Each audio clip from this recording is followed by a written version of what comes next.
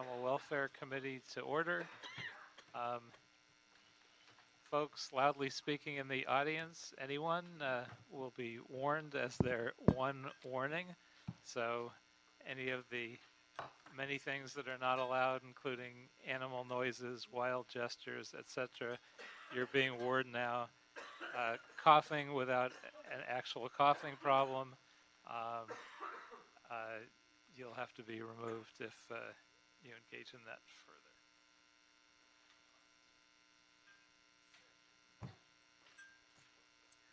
So we are going to begin with item number 9.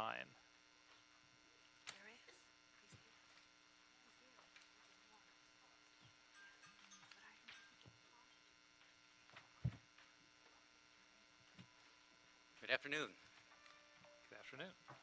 I have with me Bill Raggio, my executive officer. Thank you very much for the opportunity to come in and present our annual report. One of my firm beliefs, it is very important for the council, mayor and council, to be aware of our activities and our successes over the past year. And thus, we are more than happy to provide you our annual report and give you any updates and answer any questions that you might have. Last year was, I want to call, a very successful year. We certainly had a very good return rate, over our assumed rate of return of over 13%. Our membership continues to grow as the departments bring on new members and we have new retirees. Our pension fund does get stronger and stronger. Now, you might have noticed that our funding status did drop slightly in our pension side of the house, and that is due to the changes from the recommended experience study assumptions that were recommended by Siegel and that they adopted at the latter part of last year.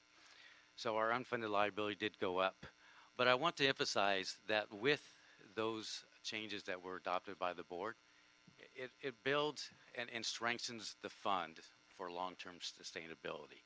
It allows us to make sure that we're funding the benefits that have been made to those retirees, and it puts the fund in a better long-term position. I know there might be some few short-term bumps along the way when it comes to the city, but I think both the city and the plan are better suited with those assumption changes. With last year, we did top 20 billion in assets, and we were through this year, actually up until last week, we hit 23 billion, but with the events of the last couple of days, we dropped back down to 22 billion, but we've seen good growth in our assets as well thus far this year. I can certainly take as much time as you allow to go through different aspects of what we accomplished over last year, provide you some numbers, but I'll perhaps ask whether there's anything that you'd like to focus on. I'd be happy to answer any questions that you might have. I certainly have a few. Probably the one that has been my concern over the years with all of our pension systems is the anticipated rate of return and our reduction of that, especially in light of the strong income that we've experienced in the past year and in our last 5-year period and in longer periods that you look at, 20 years, 30 years. So in light of all that, it doesn't really seem that there was much to base the reduction in return. So what does the board plan to do about it? Are you looking at revisiting this and increasing it based on how we're doing? Are you looking in the future at future, in my view, unnecessary reductions that harm city employees during their present as opposed to their retirement years? What's the philosophy? It is a very big issue, and folks, there's a lot of debate on the assumed rate of return. The board just recently, last year, adopted assumption changes, basically lowered that rate of return from 7.5 to 7.25. You could take that 7.25 and break it up into two components. One's the real rate of return, the other one is inflation. And is the inflation part of the equation that actually was reduced from 3.25 to 3%. The 3% is in line with long-term inflation expectations. So it's, as we've seen inflation drop over the last several years, that assumption is in line. But the board does revisit all of these assumptions every 3 years. It is part of the tri-annual experience study that does get completed by the systems actuary. And if circumstances do change, the board will have the opportunity to change that. Now, one of the things that I do want to point out, part of the, if you look at to the number of components that go into this, there is a short-term rate of return. We had a great year, 13%. But if you were to go and plug in a 20-year average, our 20-year average is now down to 7.28%. So we've seen a long-term trend downward in that, in basically our actual return. And so as we have come down in assumed rate return, that's been reflective of our actual long-term average. Now we hope with the recent gains, things improve, and like I said, in 3 years, the board will revisit the assumption, and if it turns out that we see strong returns going forward, then I think the board will be very open to looking at that again. I do want to say at this point in time, I don't see any further reductions in the future. Great. Are there changes that pension members can anticipate with the new pension administration system? With the new pension administration system, the goal is to provide faster service, provide a little bit more member self-service through the web portal that we are going to be implementing. And so it's all really about better service, and we hope we can achieve faster service, and members will be able to do things more on their own versus sending a letter or correspondence to the office. We want to provide a better tool, faster tool for our members in the future. What do you think the most pressing issue is facing pension fund currently? So I'd say that the most pressing issue, or I'll say a big issue, and I'll throw it on the table, and that is certainly about environmental issues, sustainability, things of that sort. There's been a lot of talk about divestment, looking at strategies that perhaps are more sustainable long run for LA, the country, and for the environment. It is a dicey issue. Obviously, we want to make sure that we are achieving the maximum we can as far as the returns, but there is a balance. And it, based on some studies, and actually CalPERS has been looking at this issue for the last several years, and staff of CalPERS have come to the conclusion that engagement is a better tool than right-out divestment.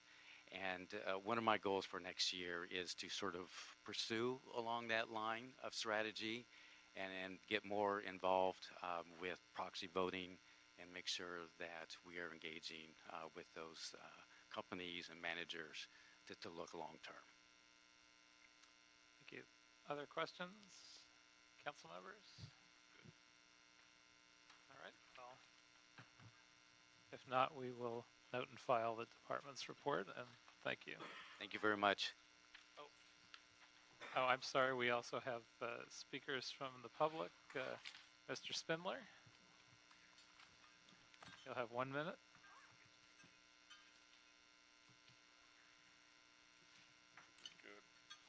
So yes, as you know, the board recommended another 1/4 point reduction in the rate of return.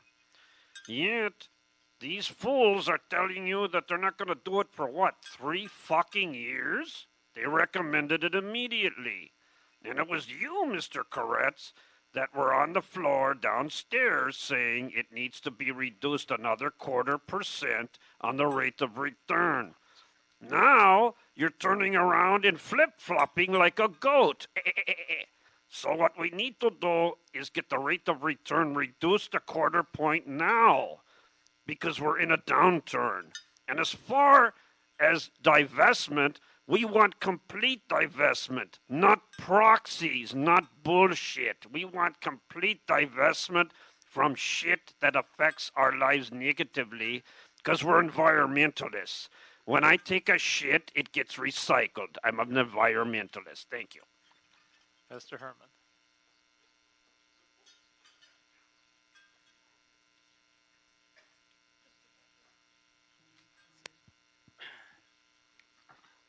So what did he say in his report? 20 billion? Well, strongly, I believe we should have more reductions to prevent this referred budget of fire and police pensions. I believe our police pensions are too high. We're paying way by far too much on pensions for police and the fire department. Not to say that the fire Mr. Herman, department is not. Could you hold on a second? What? Hold this time, please. What? Mr. Spindler is continuing to gesture in a way to disrupt this meeting. He's already been warned, so I'd like to ask him to be removed. And Mr. Herman has been warned about the phony coughing, which he's engaging in now. What do you mean? And we'd like to ask him to be removed as well. I'm in my public comment.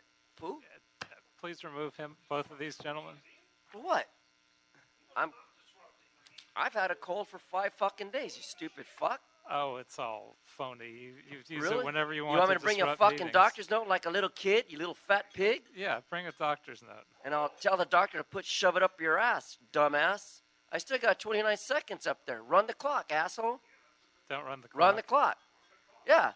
Just because Chief Charlie Beck quit before June and you're all upset, you're still going to give him a full pension for doing shit like the Dibble Dwarf right here is going to speak Mr. now. Chair, he actually, you stopped his clock, and he's disrupting this meeting, and didn't give him an opportunity to continue to ramble. So now he's disrupting the meeting. No, I would you're say we have to have violating him my removed. civil rights under the Brown Act. Please remove I'm on Mr. the Herman. floor. I control the floor for my 1 minute of public comment. And now you're denying me that, you stupid fuck.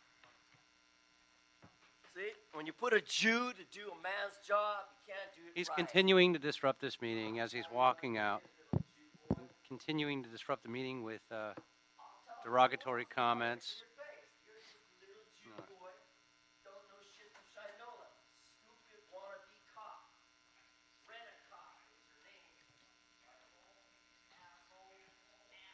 Okay, so we'll note and file the department's report with without objection. Mr. And- Mr. Chair, if I could, is there anybody joining us for the first time that has never been through one of these meetings? Welcome to your Los Angeles City Council and committee meetings. Thank you. Not a laughing matter.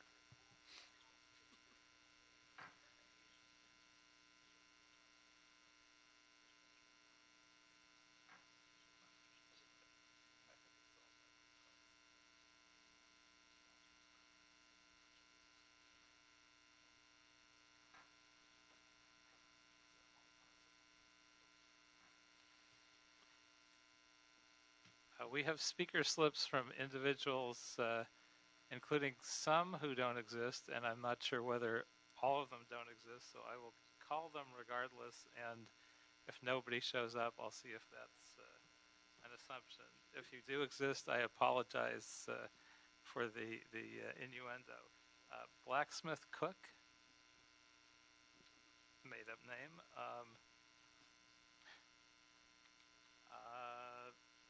Ms. Micah Bone.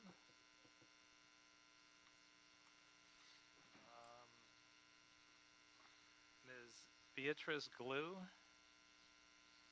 I'm going to assume that all of these names on multiple items are actually just phony names created by the two people that were asked to leave earlier. So with no other public comment other than fictitious individuals, we will close public comment, general public comment, and multiple speaker comments. And so I'd like to ask that we approve items 3, 4, 5, and 6 on consent. If there's no objection.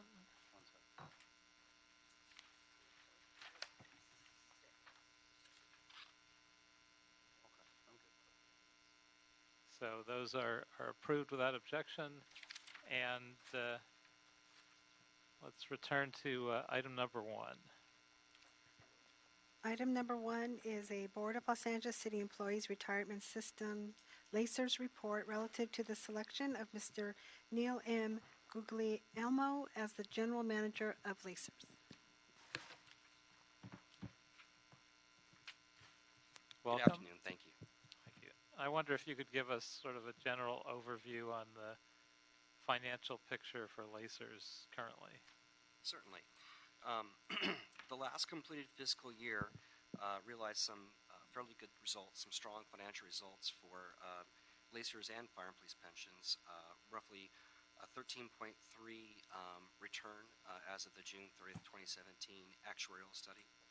The funded ratio for LACERS at 71.4% on the pension side, 81.1 on healthcare, retiree healthcare costs, with a blended combined rate of just about 73%. So a little bit lower than I think a level we'd like it to be, but again, there was improvement with the rate of returns being fairly strong. When I look at the system assets, the assets were up roughly 6.3%. So from $14.75 billion in 2016 to roughly $15.68 billion at the end of 2017 fiscal year. So again, an increase in system assets, some fairly good returns, a stable but a funded ratio that I think we'd all like to see improved. And then the active members have changed. We're seeing a number of additional folks coming into Tier 3. So the active employee count was 23,426 in Tier 1 and roughly 2,031 in Tier 3. So one thing that with the approval of the Tier 3 structure, then we'll see more employees come in over time and through attrition of Tier 1 ranks. So total annual benefits were roughly $820 million. And the average monthly member benefit amount was roughly $3,632. So, again, I think some fiscal strength there, definitely within LACERS, but always room for improvement. Okay. And what's your perspective in terms of the role of the City Council and its council members' interactions with LACERS? So my understanding, and of course I'll always defer to City Attorney's Office for their advices and counsel, but the pension systems are part of the City of Los Angeles. They are proprietary departments, and there's interaction that occurs between the staff within LACERS and Fire and Police pensions to staff in the CAO's office, the CLA's office. It could be with council office as well. It's, I think, incumbent upon the systems to be open and transparent. We want to make sure that information is out there and accessible for the elected city leadership, as well as for all of our members in the plan, whether those are the active members or the retirees. They're all members within LACERS. And so that's how we look at our members, that whether they're active or the retirees, they're part of the plan. And so communication, I think, should obviously be, there should be open channels. In 27 years with the city, I've worked for a number of city departments. And in that time, I've had to interact across different departments, different areas of the city, working with environmental groups, neighborhood councils, and others. So there should always be open lines of communication. And just one more question. So there's certainly been controversy between some council members and LACERS about assumed rate of return. And at least from my perspective, I think a weakness of LACERS has been that they generally try to only be concerned about their retirees in terms of fiscal responsibility and not really care very much about their current members who will become retirees. So how do you balance those issues, or do you balance them? I think we do have to be mindful of that. I mean, as I said earlier, it's our active employee members, those who will retire at some point in their career, and those who are already retired, and we're responsible for the benefits of both groups of members. And as a system, it's our responsibility to provide, in terms of investments, the greatest return for the plan. but also looking to be mindful of cost controls, efficiencies, improving services wherever possible for our members, but also trying to control costs as well. The city, as the plan sponsor for the retirement systems, is one large portion of that piece of the pie. Three pieces of the pie, essentially: your investment returns, the city's contribution, and the employee contributions. And so, as the systems, the fiscal health of the plan sponsor is also very important to the well-being of our members and for our plan. So that's why I think the communication needs to always be open. We work with the actuaries to look at changes in assumptions based on information that will come up. But, I think you need to have, again, that open communication, because it is important for the city to know how to plan ahead for the future, for those contributions, not just for the current year, but the next year and the year after. The CAO does a 4-year forecast as part of their budget process. It's important that they're looking ahead towards those required contributions. The city is prepared financially to make those contributions, whether it's to fire and police pensions or to LACERS. But again, I think there has to be an awareness of the fact the city as the plan sponsor is a big piece of the equation when it comes to the overall fiscal health of the plan and those benefits for all of our members. Other questions or comments? Mr. Engel. So, Neil, I've known you for over, I don't know, a decade at least, I think. And back when I started, you were with sanitation, and had probably already been in the city at that point a long time as well. Yes. And have seen and worked with you through many different departments, from DWP, and your financial grasp is really unparalleled, with the exception of Ray, perhaps. The decisions, though, that LACERS make, and I think the chair was making a good point of this, although not made in a vacuum and made very transparently, keeping in mind council and the board of directors. But one small decision, if you will, on a rate of return at fractions of a percent is tens of millions of dollars in cost to the general fund directly. Correct. And so obviously those are eyes wide open decisions that I always do believe they have to be independent of the council, and have to be, and they are, but should be. But your oversight in that, in terms of not only that and rates of return, and you obviously don't have a lot of control in that aspect, but managing the operational costs are really key to not driving any additional factors up. I have full faith that you are the one to do that. Having said that, my chief of staff, however, has some serious reservations, and wanted me to go on the record to ask what was done in the national search, where we only narrowed it down to one or two. No, that was somebody else.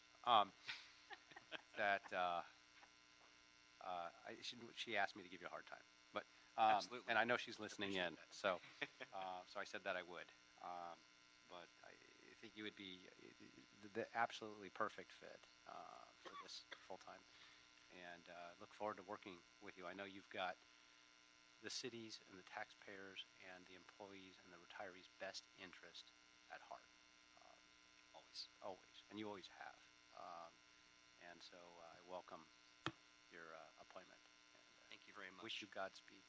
Thank you. Thank you. And I'm looking forward. There's a great staff over at LACERS. A couple of them are here right now. So I noticed they hadn't been to one of these meetings before. But not this one. No, they're all very similar in our opening act. But yes. But thank you. No, thank you very much.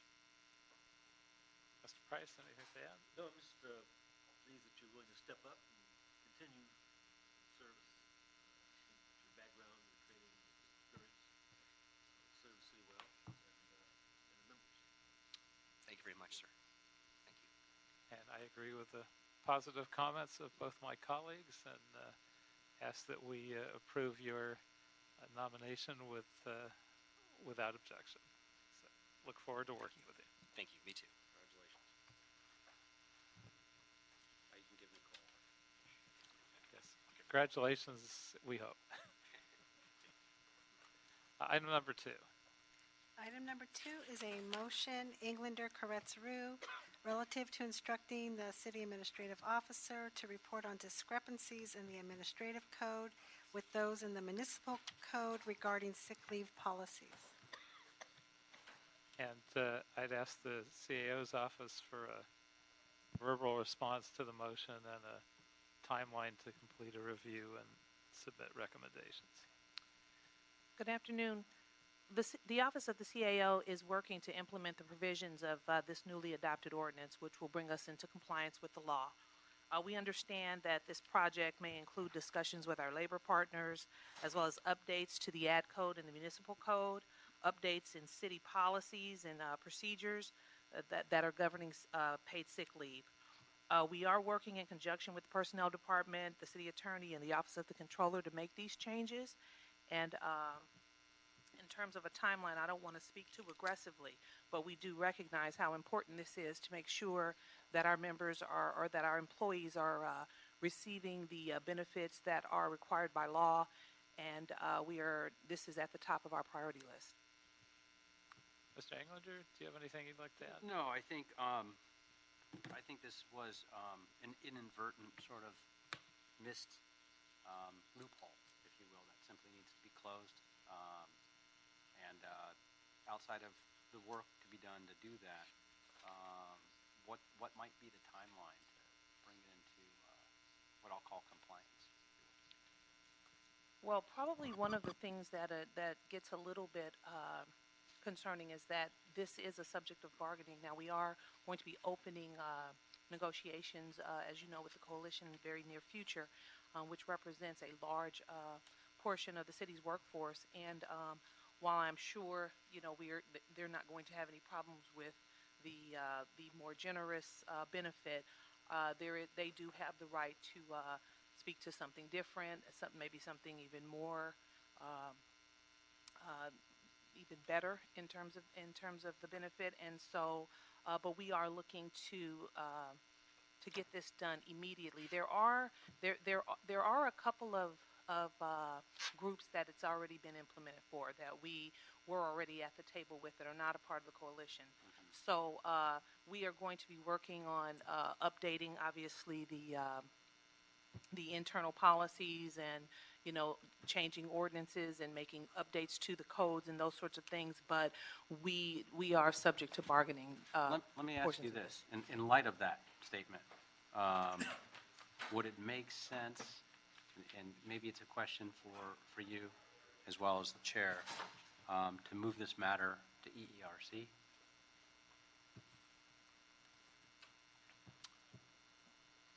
I mean, I think it sounds like it would be more appropriate for the follow-up discussion and report to go back there. In light of that, and what you brought to the table, you make a very good such a good point that I'm bringing that up as a matter of process, that I think that's probably the best direction for this to land at this point, the report back to EERC. Yes. Okay. So then, based on that, I would ask the chair that we move this out of committee and request the council president then to move it and reschedule it for EERC and the report then when it's ready to come back to EERC. And I'd add that we asked the fiscal impact to the general fund to be reported back on also by the CAO's office as part of that process. Mr. Price, do you have any other comments on it? No. Okay. So we'll move those suggestions without objection. So for clarification, you're approving it as amended with the suggestion that the report back goes to ERC? Yes. And that the fiscal impact be reviewed at that time as well. Item number 7. Item number 7 is a city administrative officer and city attorney reports and ordinances relative to technical changes to the administrative code, adding the new classification of airport police specialists, increasing the salaries of non-represented classes of police training administrator and PRIMA program manager, and creating an emergency firearms team bonus for non-represented class of animal collection curator.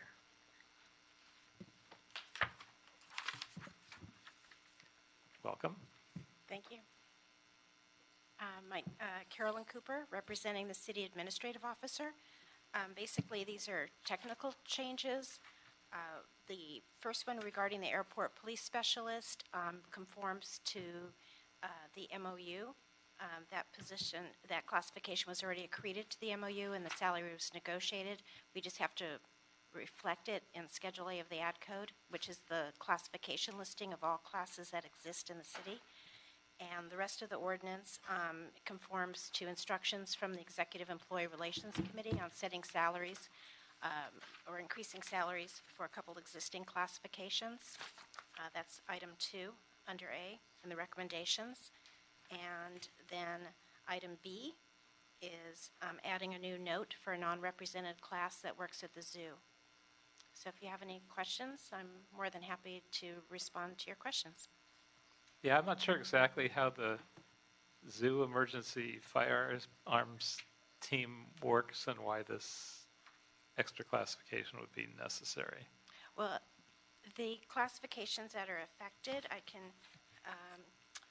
that happens to be the only non-rep, but they already have a cadre of positions that are qualified to use a firearm if necessary for an emergency. And those classifications are animal keeper, senior animal keeper, principal animal keeper, zoo curator of reptiles. All those are represented, so we will be handling that in their respective memorandum of understanding. And then the only non-rep was the animal collection curator. So why the bonus? To provide, my understanding is to provide an additional incentive for the training and everything that's involved in learning how to do this properly and use the firearms and to maintain the accreditation, if you will, of the ability to be trained. And who trains them? Is it LAPD or other No, entity? I'm looking at the, let me look back at the ERC report. They also go through a one-time psychological examination performed by the city's personnel department's Occupational Health Services Division. And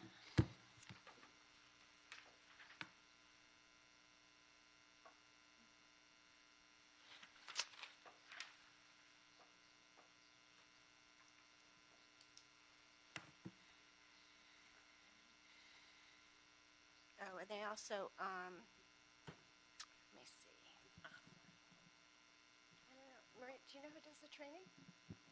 No, I don't know. That question didn't come up when the zoo was available at ERC. That particular question didn't come up, but what the zoo director did indicate is that he's one of the only zoos, particularly large zoos, that doesn't have this resource available in case it is necessary. And so this particular item, just as it is presented today, is to make sure that the unrepresented class, which is the animal collection curator, is approved for the bonus. The other classes are all represented and will be handled through their MOUs. And so because there's an ordinance change involved in this one because he's a non-rep, it's just for that particular member of the cadre. So the emergency firearms team isn't as organized currently as it would be under this program. Obviously, if a giraffe gets out and starts running around and stomping people and they have to use a firearm, or an elephant or whatever, somehow they would find a way to do it. But it sounds like it's not as organized and formalized as it should be. No, currently the zoo doesn't have that team. So that they have a DART team to immobilize an animal. But in order to have people who are trained in firearms, have firearms available, that stay qualified and available for the event that a lethal weapon is used, that's what they are seeking through this proposal. Correct. Maureen Aspen from the CAO's office. They actually have established the emergency firearms team. So there is a cadre of individuals that are prepared and trained to do this. The problem is that some of those people are now leaving and retiring, and they're having recruitment problems trying to get other folks in these classifications to step up to that, because obviously no one wants to harm an animal who works at the zoo. So that is the reason why the zoo general manager asked for this particular bonus to try to incentivize folks to join the team and be trained and continue to keep up those skills. Makes more sense. Any other questions, comments, members? Otherwise, I will recommend that we approve this item without objection. Thank you, sir. Could I ask that we reconsider item 2? I went back and I read the motion and looked back through some of the intent, and I just have some clarifying questions. Sure, we'll reconsider that item number 2, without objection. I appreciate that. Thank you so much. So on this, and looking back, and I should have the motion in front of me. I was just looking at the agenda, and I apologize, particularly since it was my motion. But it's a little more simple than I think where the conversation led us, which could end up in a different result. But it's really a simple discrepancy. So there's no cost at all. In fact, there's no added benefit. It's the way that we're not adhering to, oh, thank you, and I was handing the motion, adhering to the newest living wage ordinance. It's in conflict. And so I'll just read the paragraph that actually spells it out. For over 30 years, the city's policy for accruing sick leave has remained consistent. Los Angeles Administrative Code Section 4.110.1 and 4.126 have established a policy that the city employees must complete 6 consecutive months of city service before qualifying for sick leave. So here's what changed. So, however, in 2016, city leaders enacted the city living wage ordinance to establish certain minimum wage and benefit requirements for all employees in the city, including city workers. The city's living wage ordinance codified a new section of the Los Angeles Municipal Code, Section 187.04, which specified that paid sick leave shall begin accruing on the first day of employment, and that an employee may begin taking accrued sick time after the 90 days of employment. So this motion calls to eliminate the confusion between the two discrepancies. Really nothing more, and to report back to council with those recommendations and applicable provisions that are in conflict. So if I could redact the previous direction, Mr. Chair, that it would be going to ERC, because these are not items that would provide any additional benefit at all and cost nothing. And in fact, I would request then that if we need a CAO report to come back with that, that would be appropriate. But that it would, this should go to council so we can get them to write those reports. That would then come back to this committee, and I think that would be appropriate. So if I could ask for that as a modification to the previous vote. That'd come back to the committee. Correct. There Well, are though some financial implications, because now there are some, like the hiring hall employees, who previously weren't getting it. So there are some financial. Go ahead. Maria Aspen from CAOs again. And we realize that there is a discrepancy between the municipal code and the administrative code and these benefits. But it's not simply that. There is also an Assembly Bill 1522 that also addressed some of these sick leave issues that we have to make adjustments to. So we're looking at all of those together. And regardless of whether or not we're making any changes, we still need to meet and confer with the unions. Right. Okay. Even if you just wanted to go ahead and give them an additional benefit, we would still have to meet and confer.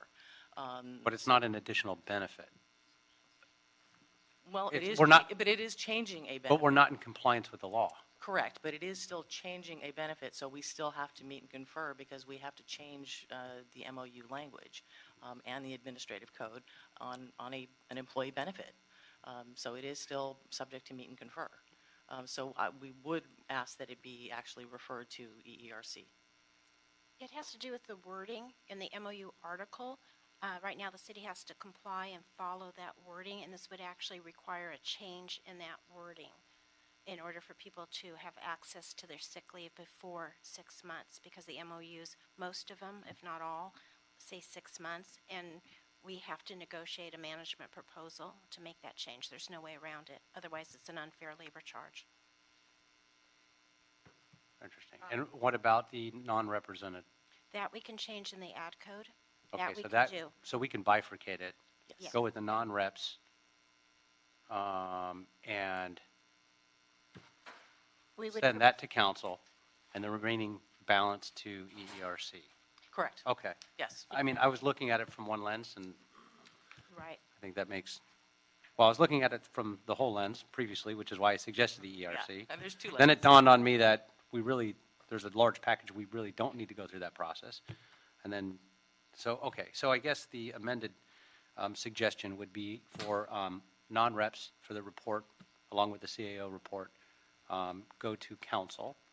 And for the Well, yeah, or you could instruct, at this point, you could instruct the CAO to work in conjunction with the city attorney to prepare an ordinance to Right. amend the ad code. Otherwise, right, then it has to come back and Yeah, forth, you're right. exactly. Yeah, so might as well just get it done in one shot. Yeah, so, Correct. right, to prevent that from further delay. So, because that's the ultimate outcome. So why don't we just jump to it? Okay. okay. So then that would be my recommendation, that we request the city attorney to amend the ad code to adhere to both the local newest provisions and the state law for the non-reps. And then that same language, though, to go to EERC for the represented, that would make sense for the discussion at that point. Yes, understood. And then we'll have the new ordinance for that side, but pending an EERC. Okay, that makes sense. Thank you. And hopefully, everybody understood that motion, so we won't have to recap it. Yeah, we need another vote. Okay. Yes. We will approve the substitute motion without objection. Great, thank you. Item number 10. Item 10 is I'm sorry, did you say item 10? Yes. It's a Board of Fire Commissioners report relative to the donation from Providence Health and Services to the Los Angeles Fire Foundation to support the implementation of 2 new advanced provider response units in the San Fernando Valley.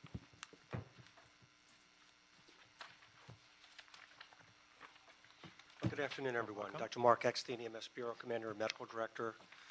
It's my pleasure to discuss this motion and acknowledge the efforts of Councilmember Englander, where we've now gotten Providence Health Services to come forth and partner with us in our ongoing efforts to expand our advanced provider response units to better address the growing public health needs in the city of Los Angeles they're currently struggling with within the LAFD.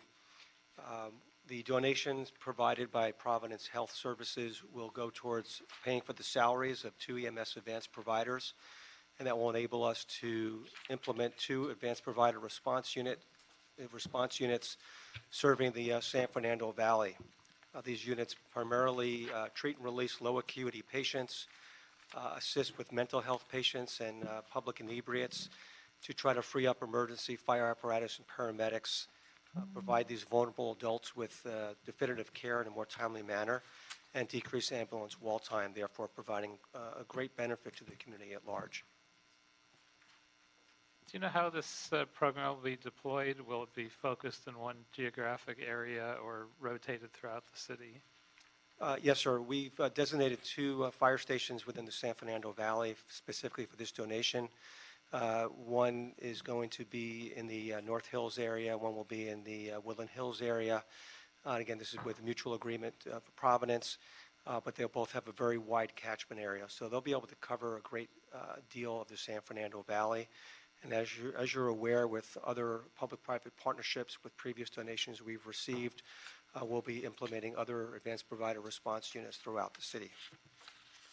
And I'd ask the CAO if we know whether this donation will cover all costs for the program, including related costs. Hi, Megan Collier with the CAO's office. Yes, in the report from the department, it lists the direct and associated costs for the APs, and that's what the hospital will be funding. There are also 2 firefighter paramedic positions that I believe will be with the AP units, and those are covered by the city. So it's a partnership. And this is the model we've developed moving forward, where we've reached out to our partners in the healthcare community to fund pay for the salaries of EMS advanced providers, and then the fire department, the normal funding processes through the city is funding the firefighter paramedic partners. And I understand the donations going through the LA Fire Foundation, and they're charging a $3,500 administrative fee, and that with similar donations from Cedars-Sinai and Kaiser, they were directed differently, and we didn't have that administrative fee. So why do it this way? I could address that. Yes, sir. We previously had gone through the LA Fire Foundation for these donations just for sake of expediency. And then with this donation, the LA Fire Foundation wanted to cover their administrative costs, which were 3%. Moving forward with subsequent donations, we have one that we're about to receive from Dignity Health. Those will be going directly to the city, so we don't have to incur that administrative overhead. Okay. Other questions? Mr. Englander? Yeah, thank you very much. You know, this one's personal. So, you know, we all engage in our lives or many for a purpose. Mark, you're a physician because that led you to a life of wanting to help people. And you go way and above and beyond being a physician and what you do both at West Hills, USC, here with the City of Los Angeles. I don't know how you find the time, but you've really made such a tremendous difference. And Megan as well. And and I know your entire career inside and out has really been remarkable with the idea of helping people. This is one where, if you indulge me, because it's too important to me, where one of the many reasons I ran for office was that when my sister had an asthma attack, there weren't enough people to get to her in time to help her. And she went into a coma and had suffered permanent brain damage. And we were left as a family literally taking care of her and feeding her and, until she passed away at 40 years old. If we look at the state of our EMS today, it is on life support. The fact that we're popping up tents in parking lots during flu season is almost criminal. Every hospital is full and at capacity at any moment's notice.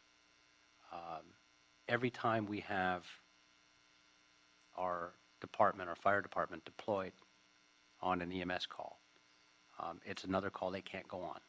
It's tying up that resource. It's taking away from that golden hour where minutes and seconds count. And now they're coming from a further different distance because that station closest to that patient can't get there because they're tied up either with wall time at a hospital or trying to respond to another call. Unfortunately, we have this horrific system that allows chronic callers to call all day, every day, and there's not a damn thing we can do about it. So we have the same people, hundreds of them, that call 911 every single day, sometimes 2 or 3 times a day. Sometimes people that get right out of the ER go back home and call 911 again. And often, and many of these chronic callers, frequent callers, high flyers, so many different names for them, either have serious mental health issues or other chronic diseases that they're just not treating. And that's the bulk of what a lot of this unit is used for. Where they're located in the city of Los Angeles doesn't matter. The fact that we're actually finally getting these, and I want to thank Providence for really stepping up big time. They realize that out of their own pocket, it used to be back in the day, they would love to fill an ER with anybody that walked in the door. And that was sort of the practice of any hospital. Now, every hospital's attitude is, we're full. We need serious patients. And anybody who walks in every single day with the same issue, and that's not doing anything for themselves, is hurting everyone. And they're investing out of their own dollars to give us this unit. An advanced provider that has nurse practitioner capabilities, that can write a prescription, that can give direction, that can make sure somebody's taking their diabetes medication or they're seeing a nutritionist.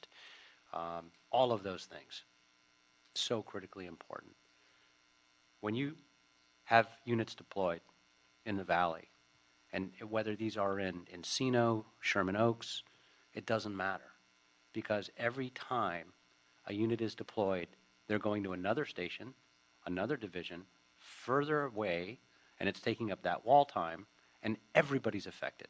It's a ripple effect across the entire system when you take a unit offline for hours and hours. Imagine doing that every day, everywhere in the city. When I first heard about this program, and we're not the first city to do it. In fact, it was created in Mesa, Arizona, as we well know.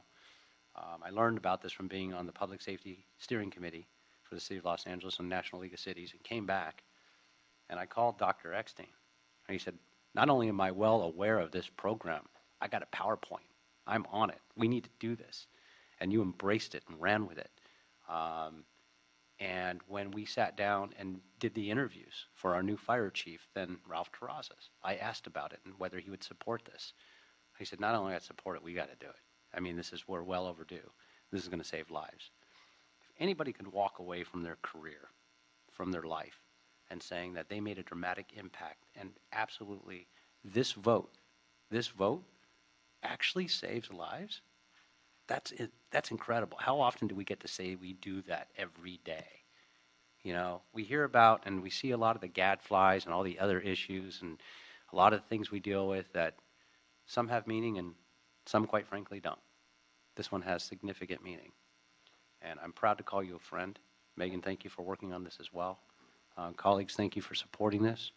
We need to continue to do more of them. This, along with things like the SOBR unit, the rapid response team that's happening out of, it's just cutting edge with FireStat that's revolutionized and turned around this agency and this department. And so I appreciate the chief's support, UFLAC's support. This has not been an easy task to get to where we're at today. And I'm very, very grateful and honored to be voting on this. So, and having had worked on it with the partnership. Thank you. Well, thank you. And again, really want to thank you for your leadership on this this program and specifically with Providence. We think this is just a start. Our goal is to have many more of these roll out. I think the public-private partnerships enable us to be good stewards of limited taxpayer funds because the cost is shared. And we're continue to target underserved areas of the city. And again, just to echo some of your comments, the patients who this unit really serves are the most vulnerable adults in society, and they consume a disproportionate amount of fire department resources. Thank you. Any other comments? If not, it's a great program. We appreciate your good work with this and look forward to seeing it roll out. And this item will concur with the committee will concur with the Public Safety Committee's recommendations without objection. Thank you very much. Thank you. Item number 8. Item number 8 is a city administrative officer report relative to the proposed amended and restated agreement with TriStar Risk Management, Acclamation Insurance Management Services, and Elite Claims Management Incorporated to provide third-party administrative services for the city's workers' compensation claims program. Oh, welcome. Welcome. Thank you. Good afternoon. My name is Leah from the CAO's office. The CAO report before you is about Personal Department's request for council approval to execute 3 supplemental agreements. And these agreements are for 3 third-party administrators who process a portion of the city's workers' compensation claims. And so what these supplemental agreements would do is that the department is requesting it in order to extend the term of the contracts for 1 year. The second thing that it will do is it will increase the maximum compensation of these contracts by a total of $13.8 million. And the third thing that they're requesting asking for is to acknowledge the name change for one of the contractors from Acme Administrators to Elite Claims Management. The reason the department is asking for this extension, this one-year extension, is because they need to be the time to be able to conduct a new competitive process. So the department already started a competitive process in May of 2017, but had to subsequently withdraw that RFP because of additional things that they wanted to include in the scope of work, which is mainly the two things that they wanted to add were Medicare secondary payer requirements and also requirements that had to do with the city's ADR program. And so for this reason, CAO, our office is recommending approval of the supplemental agreements, and provided the department also ensure that all the insurance documentation is uploaded into Track4LA. And the second thing is to make sure that all the compliance documentation that has already been submitted by Elite Claims is verified in Bavin prior to executing these supplemental agreements. Now, we've recently seen a lot of reporting in the press about the DROP program. And obviously, the administrators that administer the sworn contracts are the ones that are overseeing a program where there appears to be certainly what looks like documented fraud. How do we think these folks are doing? And if we don't think they're doing a great job, do we have to extend this contract by a year, or do we not have any other choice? These administrators are not really, they're not aware of which employees are actually part of the DROP program. So the DROP program is administered by LAFPP, right? And so these contractors are mainly involved with the processing of workers' compensation claims. And so they are also right, but the issue is fraudulent workers' compensation claims. Now, a spotlight has been shined on the DROP program as a factor, but either way, they're part of the compensation system that this agency would appear not to have caught that is processing the claims. So do they have that responsibility? Are they doing a good job with that responsibility? And if not, do we have to renew their contract for another year? So the contract does include provisions where they are required to investigate anything, any fraudulent activity. I think I'd have to ask Dave for additional information how well they're doing in discovering fraudulent activity. Good afternoon, Dave Noltmeyer from the Personnel Department. Council member, to your point, is this a spotlight on fraudulent claims? We will be reviewing the 4 claims that were brought up in the LA Times article. We will be reviewing the facts that are tied to that claim. And as Leah had mentioned, that the TPAs are responsible for identifying any type of fraudulent claims. They're trained in what to look for, both on employee fraud related to the claims, as well as vendor fraud. And so currently, we do ask that these be extended because the contracts did expire back in November of 2017 to allow us time to reissue the RFP process. So we really don't have another option. Good afternoon, ladies and gentlemen. Welcome to Welcome to a different committee than this one. That could be interesting. Yeah, can we listen to that on the side? So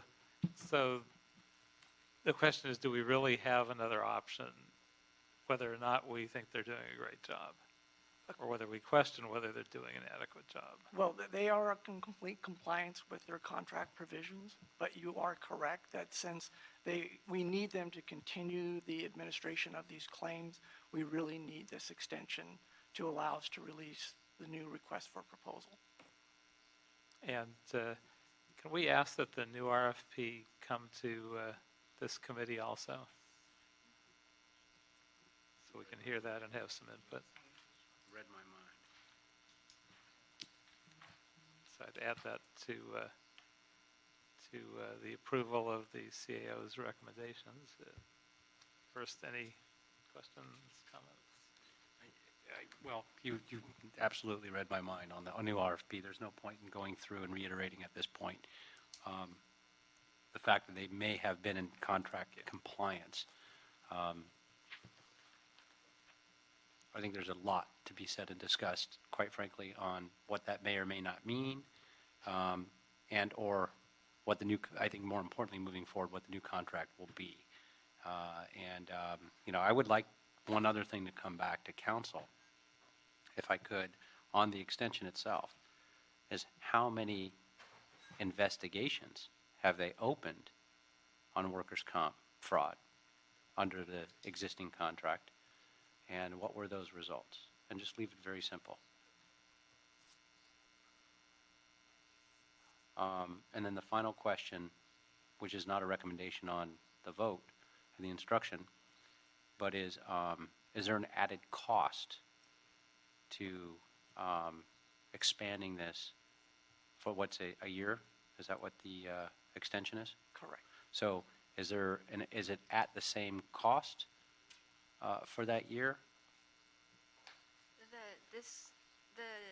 The terms of the agreement doesn't change the cost of Okay. contractors. So what I'd like to see prior to my approval of extending their contract for a year, even though we may not have an option because we don't have another provider, is how many investigations since this contract's been in place, have they performed on any potential fraud? Because I won't even get into that. And what were the outcomes of those investigations? I would rather me not vote on this, or I'll just vote no, and it could be a split vote, or move it to council with no recommendation, but it satisfies certainly public comment. But that would be my suggestion. I'm just not comfortable in extending this for a year today without knowing what they've done on that side of the equation. Of course, once we do find out, I'm not sure we have any better option. We may not. But we could That's certainly my have a question, discussion too. of what they're going to do moving forward in the next year, rather than just rubber stamping an extension. Knowing that it's part of the contract, although while they may have been in compliance, that's only one issue. The other issue is they have a mandate under the contract, from my understanding, to work with the injured workers to try to get them back to duty as quickly as possible. And I'm not sure that that's really worked out well. So that's why I think bringing the RFP here is a terrific idea, and that's why I support that. But that's where I would suggest we go. Is there any incredible time urgency, or could we return at the next meeting with that information back for us? As we mentioned, the contract did expire back in November of 2017. Without this contract extension, we are unable to pay the vendors for the services that they have rendered. So that is the basis of the urgency of getting this extension approved. It didn't extend to a month-to-month? No, it's for 1 year. So in other words, they haven't been paid since November? Correct. And are they doing any work? Yes, performing all the services under the contract. So presumably they're assuming they're going to at least get paid for their past work, and we would want to do that. Is there a reason it took so long to get here if we knew it was going to expire back in November? There was a review process, and to get the report up to this committee took a little longer than expected. The report before us really is only on the financial side, not on the deliverables. There was no analysis on the work product itself. I'm going to suggest that we hold this in committee for 2 weeks and ask you to come back with the answers to the questions that were asked. I think it would be strange to have a split vote when we have the exact same opinions on the same issues. So we have those two options. I would certainly support that. I know it's time sensitive in moving it, which is why I would suggest, my suggestion would be to move it to council without a recommendation from the committee and ask for that information back so we keep that ball rolling. Clearly, we have critical concern, and I think many other members would as well. The fact that this would, number one, it does satisfy the committee requirement of public comment, but then we can have the comment in council and have some of the more information back without losing the opportunity of time, because we do need a provider. That would, I think that's a good approach, but I think I don't think that would require a split vote. I think so. Your motion. So my motion would be to move it to council without a recommendation, except for that we would like the report to include and come back with, at council, a history of, during the contract period, of any and all of their workers' comp investigations, and the outcome of those particular investigations. And I think we could start there. Presumably, you're looking for anonymous information, not. Anything that is protected information under HIPAA or otherwise, employee confidentiality should not be included or should be struck out of the record. Okay. Those names and or case numbers or references should be redacted. And as I understand it, it's scheduled for council on Friday, so you could get, if you get that information before then you can have the discussion in council, and then of course you have options once it gets to council. Sure, and the other option would be also, if we couldn't get that information by Friday, because it may not be readily available, we can certainly hold it on the desk, but then it's there. Right. Okay. I think that would be logical. I'm going to assume we probably have to hold it on the desk. There, probably. 2 days, I'm not sure, is a fair amount to do that research. We will do everything in our power to have that information at Friday's council. Great. All right, so we will move that item and move it to council with the amendments without objection. Excuse me, Mr. Chair. So you're moving the item without recommendations? Yes. So the additional recommendations, would that be included in the report if you're moving it without recommendations?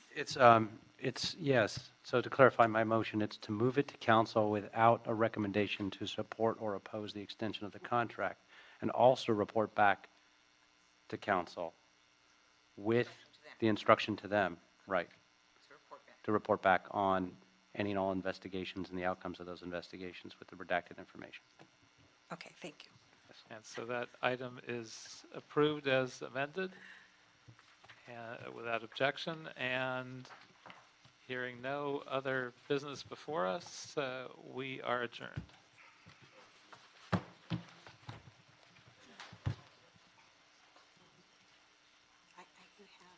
You want how many claims for open? It's very strange that they create all of the, I wouldn't say people, all of the claims. Oh, okay. Sure, it's another fictitious person. It's like, you didn't call me.